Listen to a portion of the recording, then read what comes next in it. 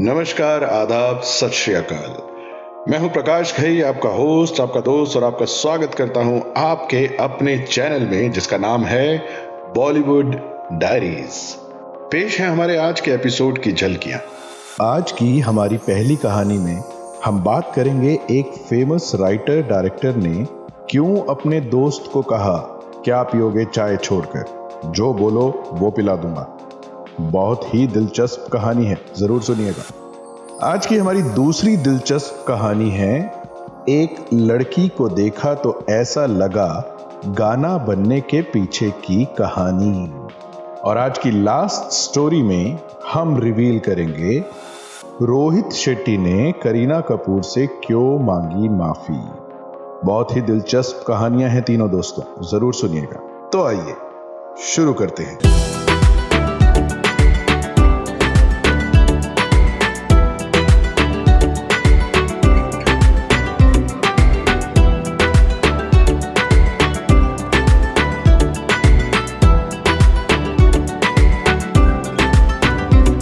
एक दिन जब राइटर डायरेक्टर राजेंद्र सिंह बेदी के ऑफिस में उनका एक पत्रकार मित्र पहुंचा तो राजेंद्र सिंह बेदी ने बड़े जोश से उसका स्वागत किया, बिठाया और पूछा, बोलो क्या पियोगे, चाय के अलावा जो पीना हो बता दो।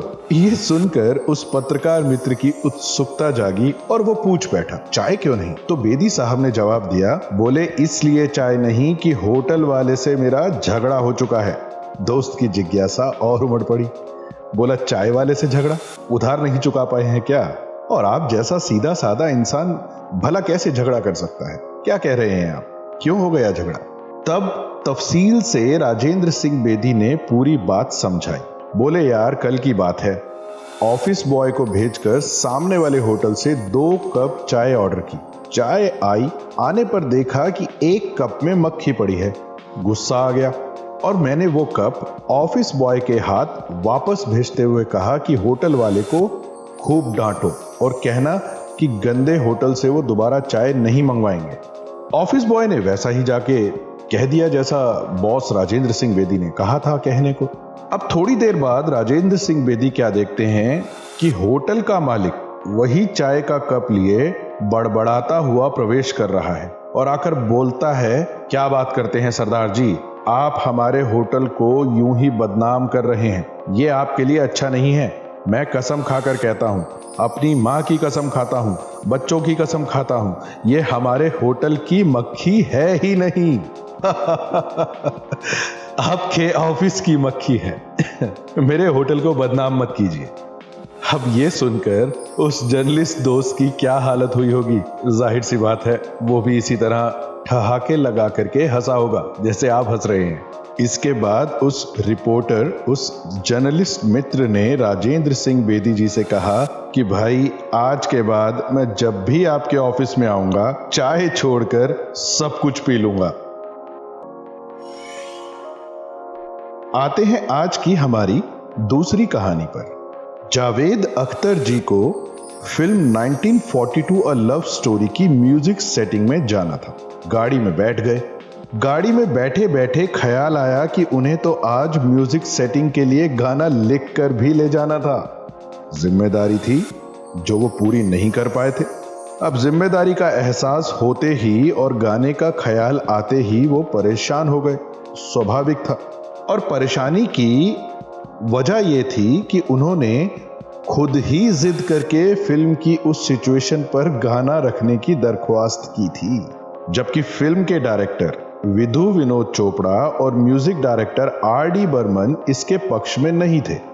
भाई अब हालत ऐसी थी कि वो अपना गाना लिखना भूल गए। जावेद अख्तर के पास अब 10 मिनट से भी कम का समय रह गया था। बहुत मुश्किल थी, क्या किया जाए। गाड़ी अपनी मंजिल के लिए लगातार चल रही थी, मगर वो सोच रहे थे कि वहां पहुंचकर कहेंगे क्या जिससे मामला भी संभल जाए और उन्हें एम्बैरेस भी नहीं होना पड़े। पर साथ ही में जावेद अख्तर के दिमाग में वो सिचुएशन लगातार घूम रही थी जिस पर उन्हें गाना लिखना था। वो सिचुएशन थी कि उस लड़के ने पहली बार एक लड़की को देखा है बहुत सोचने के बाद भी उनके दिमाग में बस एक ही लाइन आ सकी, एक लड़की को देखा तो ऐसा लगा।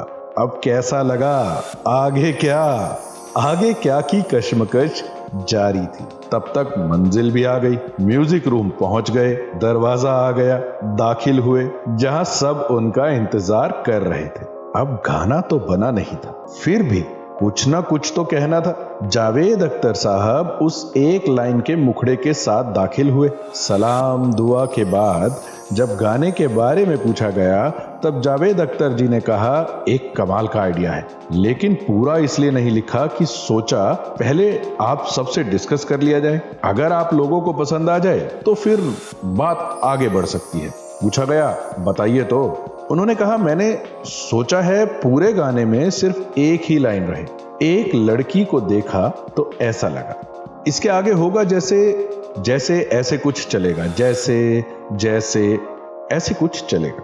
अब जावेद अख्तर जी ने तो बस जान बचाने के लिए यूं ही एक आइडिया उछाल दिया था। सोचा था 2 मिनट में रिजेक्ट हो जाएगा, थोड़ा वक्त मिल जाएगा, बातों में उलझा लेंगे और फिर नए सिरे से दूसरे गाने के बारे में सोच लेंगे। लेकिन मुखड़ा सुनते ही लेजेंडरी आर.डी. बर्मन बोले, बहुत अच्छा है, आप फटाफट गाना लिख डालो।